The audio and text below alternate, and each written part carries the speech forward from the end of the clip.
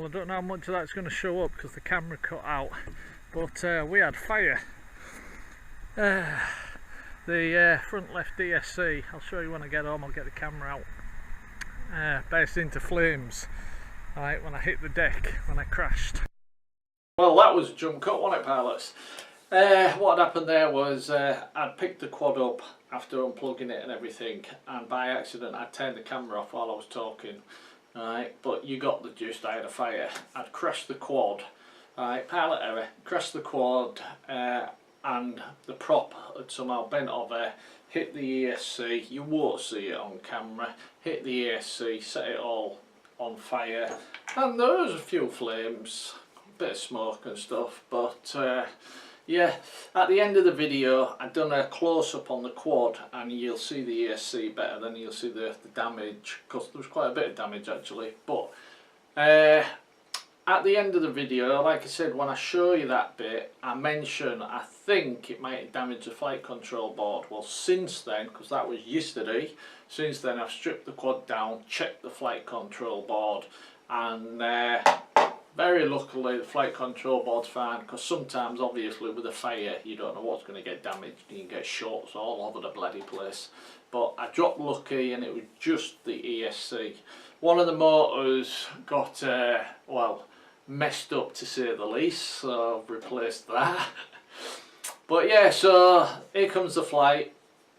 Right, in the actual crash, if you pause the video and rewind, pause and rewind, you can actually see a slight flicker of the flames, if you know what I mean, because the quad lands upside down and the camera's still rolling, and because the camera's at the front and it was the front ESC, just to the left of the image, right, you're not talking big flames or out like that, I'm talking a flicker, almost like a shadow on the grass. You can see the flickering, and that was the fire.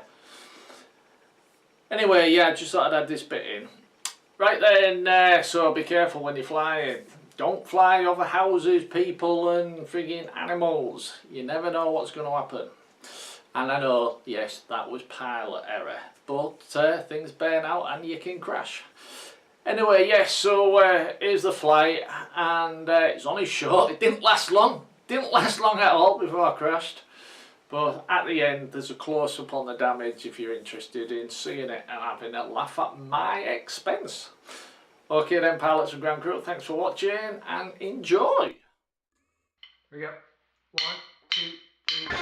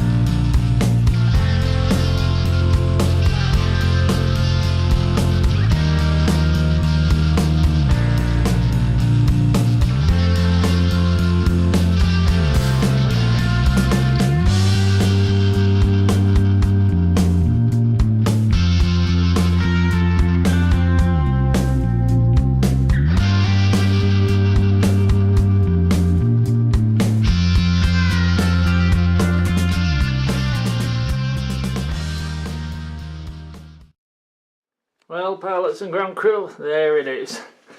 I can only assume, sorry about the jerky, but I've got the camera in my hand. I can only assume when I hit the deck, one of these blades bent right over and just cut the ESC in half, because all the plastic's melted off. Like I say, there was big, well, that's a lie, it wasn't big, but there was a burst of flames and there was flames running out. I come flying over to it, because for a split second I was thinking, oh, it's the bloody battery.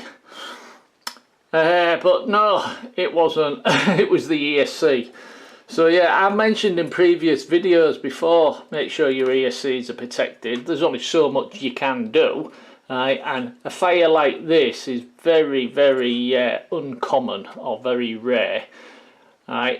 But it can happen. I mean, you have to think you've got an electrical charge coming through here, and if you sever wires and sever connectors and stuff, right, you're going to get magic smoke and flames. And there was quite a puff of flame actually, right, and it kept burning until I run over and unplugged the actual LiPo.